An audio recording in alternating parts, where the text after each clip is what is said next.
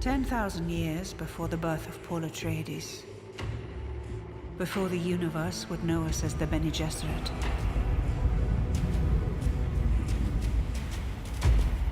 we founded a sisterhood.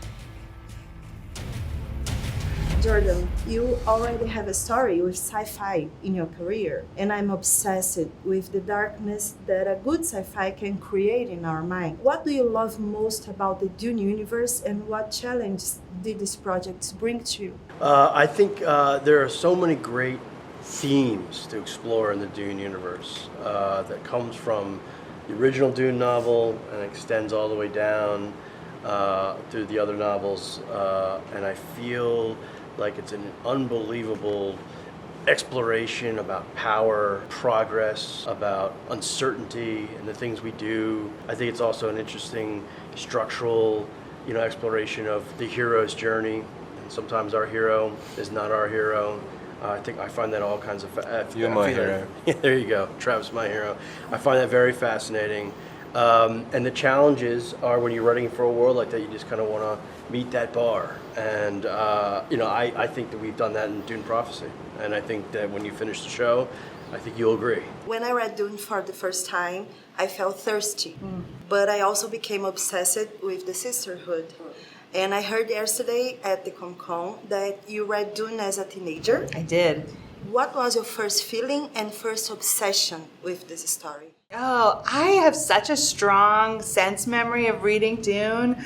I really can close my eyes and remember being in my attic with its strange wallpaper, and I can see the book cover and just remember it almost connects me to feeling younger. And I remember just having my mind blown. I didn't know what it was. I picked it up. I was reading it. I think Paul and Chani and the world. I mean, it was incredible. So I looked for Dune ever since then. Like you could spend a lifetime getting to know the Duneverse, and it's been a lot of fun. The sisterhood has always been a point of curiosity and fascination, especially for women who love Dune books. How was your first contact with this universe, and what did you fall in love first? Unlike Alison, I didn't meet with Dune before, being part of this show. And then I watched the films and was very intrigued by this world, and I didn't know how huge it was.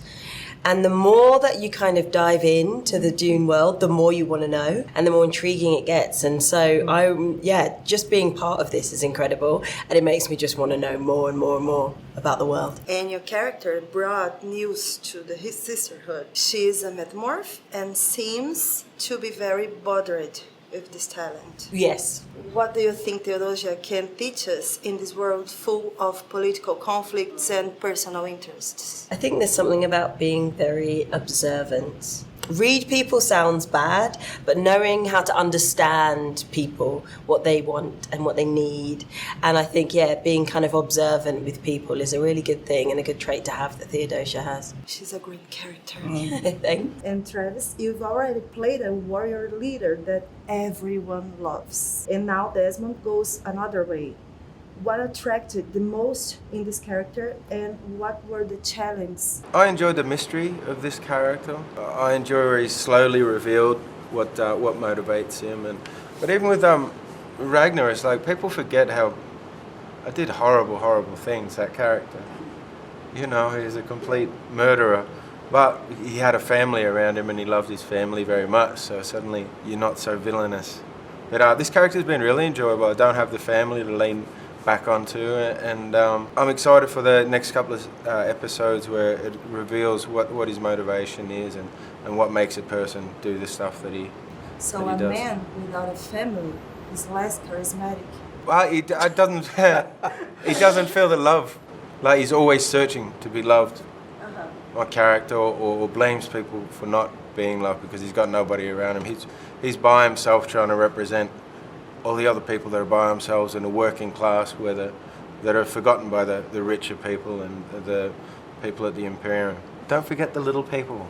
Yeah, well, he's searching for meaning. I think that's really kind Yeah. of fast. That's a good point. Are you on the side of those who believe that entertainment has the power to change real life, especially with sci-fi stories? Well, I think in a way that's a real theme of Dune, is that the stories we tell matter and that we should be careful of the stories we tell, the stories we believe, sort of the power of stories. There's truth and there are lies, but then, and it's always getting spun through story. So yeah, I feel like it's very in keeping with Dune, and I think story is a powerful tool. I think entertainment of all genres has the capabilities of bringing joy and happiness. Comic-Con. Enlightenment. Yeah, I think people like to rally around myths like they have since we started, talking about stories around campfires and stuff. It serves to enlighten people. I think sci-fi is an incredibly important genre because it's looking so far forward to worlds that don't exist, but they will exist. And we have to understand how we morally conduct ourselves as we kind of move into the future. And I think sci-fi is very educational. And the books are written in, there's some stuff in the original books in 65 or whatever Yeah. that is still is so relevant now. Even if they weren't that relevant then, they're more relevant now than when he actually wrote them. Yeah. It's a great thought to a person who is writing some stories that impact all of the world. Sometimes you can't think about it. But it's incredible and a real honor and a privilege, especially to be working with a property like And the this. story is great, immersive, it's passion, it's very good. Oh, thank you. How do you think the series collaborates to this new age of entertainment that no longer needs to explain that women exists? I love what you just said, as in there's no need to explain that women exist. Of course we do. And so be at a completely different time to now, but going, of course, women are there and they're powerful, worth and say, and they are skilled and, and influential as well. And I think especially in science fiction that's important. I also want to say, I think Frank Herbert saw that and made women very powerful players in the work, and the fact that then Brian Herbert centered the sisterhood in his novel that we were able to work with. It's so gratifying and it's so freeing that it is taken for granted. Do you believe that every powerful man in Dune universe wants to be a Bene Gesserit? Oh, that's a good question. Every powerful man. Yeah, what do you think about that? I'd love to be a woman. I wouldn't leave home. I think it's interesting about our story is that, there are people in the positions of power, but really in the Dune universe, and particularly in Dune Prophecy, it's the person standing next to that person that is where the power resides. And what's cool about the show is not angling for the throne, but angling to be at the shoulder of the person sitting on the throne, because that's where the most influence lies, and that's where truth comes into play, scheming, conniving, these big generational plots of kind of molding where the power structures will lie. It's kind of fun. And what can we expect for the next episodes? No spoilers. It just gets bigger and better. It's really cool.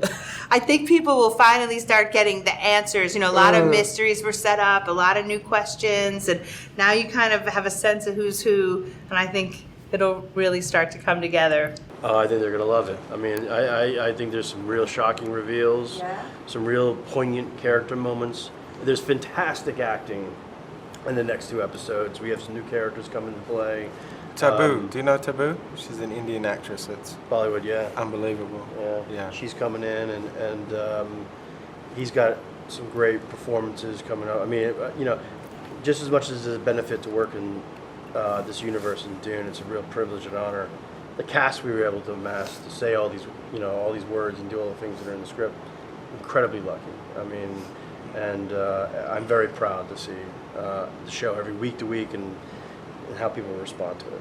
And there is an episode that you want to people watch most? I would say, I want people to watch every episode, but I think there are things in 6 that make the whole season make sense in a new way. So I would, encourage people to stay on the ride because I think there's a great payoff coming. And there is something from behind the scenes that impact you when you were leaving the Dune universe? Well, for me, it was working with the incredible team that we had out there, you know, and being on set with, for my character particularly, I was on set a lot with Emily, who plays Valia, and just working with such brilliance in all aspects. It was just incredible. So for me, yeah, it was very fun to be there. Yeah, it was a beautiful collaboration between cast and crew and just a lot of people trying to reach and give this Dune everything it deserves. Thank you for the talk and for the show. It's Oh. great. I'm in love for all the characters, so it's a great show. Thank you. Oh, thank you so much.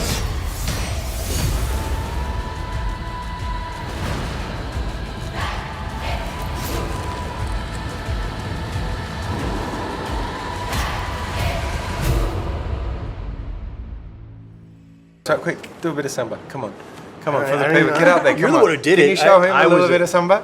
Me? Yeah, on camera. Come on. Come on. Come on. I'm a pregnant woman. Oh, congratulations.